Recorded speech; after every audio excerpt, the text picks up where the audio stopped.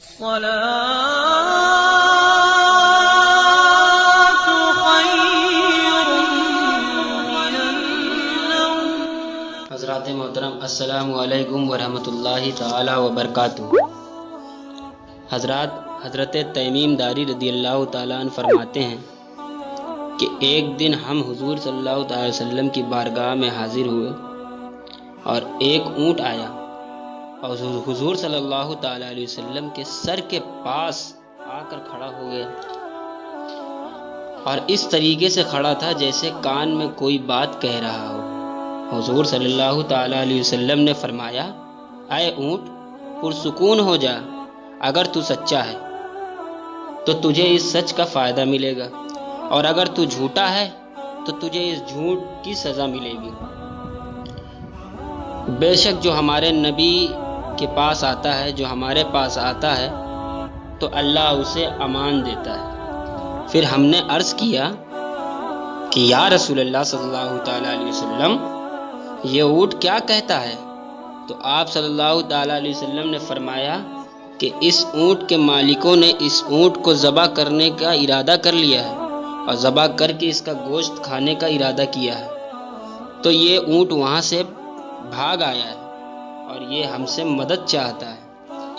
ابھی ہم بات میں مشغول ہی تھے کہ اونٹ کے جو مالک تھے وہ بھاگتے ہوئے حضور کی بارگاہ میں آ ہی رہے تھے کہ جب اونٹ نے ان کو دیکھا تو وہ حضور صلی اللہ تعالیٰ علیہ وسلم کے سر مبارک کے قریب دوبارہ آ گیا اور آپ کے سر کے پاس چھپنے لگا۔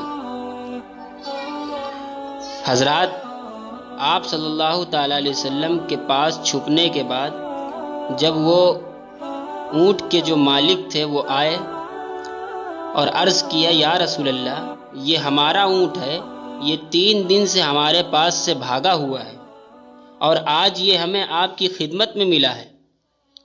تو حضور صلی اللہ تعالیٰ علیہ وسلم نے فرمایا کہ اے لوگوں، یہ میرے سامنے شکایت کر رہا ہے کہ یہ تمہارے پاس کئی سال تک بڑا اور پلا، جب موسم گرم آتا تو تم گھاس و اگنے والی جگہوں پر اس پر سوار ہو کر جاتے، اور جب سردی کا وقت آتا تو تم اسی پر سوار ہو کر گرم علاقوں کی طرف کوچ کر جاتے، اور جب یہ بوڑھا ہو گیا ہے تو تم نے اس کو ذبح کر کے اس کا گوشت کھانے کا ارادہ کر لیا ہے۔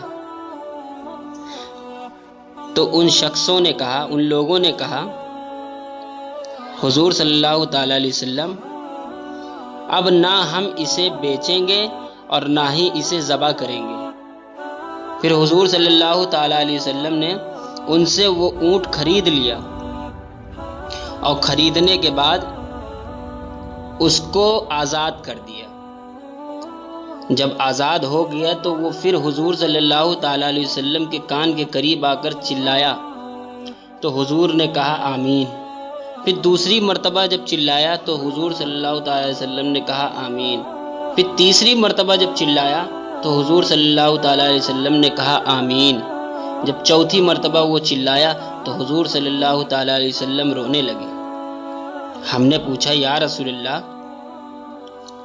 آپ رو کیوں رہے ہیں اور اس اونٹ نے آپ سے کیا کہا؟ تو آپ نے فرمایا کہ اس نے پہلی مرتبہ کہا کہ اللہ آپ کو جزائے خیر عطا فرمائے، تو میں نے کہا آمین۔ پھر اس نے کہا کہ اللہ تبارک و تعالیٰ آپ کی امتیوں سے اسی طرح خوب گفتگو کرے، تو میں نے کہا آمین۔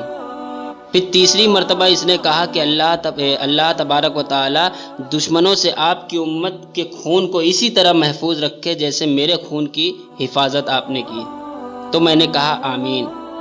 پھر اس نے چوتھی مرتبہ کہا کہ اللہ آپ کے امتیوں کے درمیان جنگ و جدال پیدا نہ ہونے دے، تو مجھے رونا آ گیا، اس لیے کہ یہی دعائیں جو ہیں یہ میں نے اللہ کی بارگاہ میں کی تھی۔